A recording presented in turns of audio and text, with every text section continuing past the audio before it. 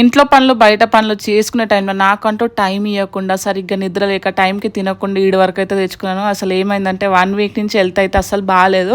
నిన్న night full body pains, night అంతా నిద్ర లేదు. పొద్దున్న లేచి బ్రష్ చేసుకొని డైరెక్ట్ డాక్టర్ దగ్గరికి వెళ్ళి ఇంజెక్షన్స్ అయితే తీసుకున్నాను.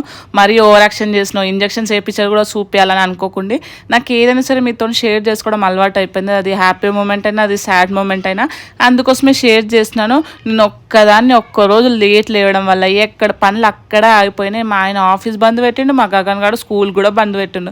అదే నేను హెల్దీగా ఉండి మంచిగా ఉంటే అన్ని పనులు అవుతుండే. మా ఆయన ఆఫీస్కి పోతుండే, మా గగన్ గారు స్కూల్ కూడా పోతుండే. అందుకోసమే ఆడవాళ్ళు ఎప్పుడూ స్ట్రాంగ్గా హెల్దీగా ఉండాలంట. ఇవన్నీ తెలిసి కూడా నేను నెగ్లెక్ట్ చేస్తున్నాను. నాలాగా మీరైతే అస్సలు చేయకండి. ఇంట్లో ఉండే ఓపిక లేదు కాబట్టి ఇంకా బయట నుంచే టిఫిన్ అయితే తీసుకుపోయినాం. ఇంకా తాగేవాడు పట్టుకుందామనే లోపు దెబ్బ తగిలింది. హెల్త్ బాగున్నా బాగాలేకపోయినా మన పనులు అయితే అస్సలు తప్పవు. ఆ పనులు తప్పవు కాబట్టి మనకంటూ టైం ఇచ్చుకొని హెల్త్ చూసుకుంటేనే కదా ఇల్లుని చూసుకుంటాం. నేను చేసిన తప్పు మీరైతే అస్సలు చేయకండి.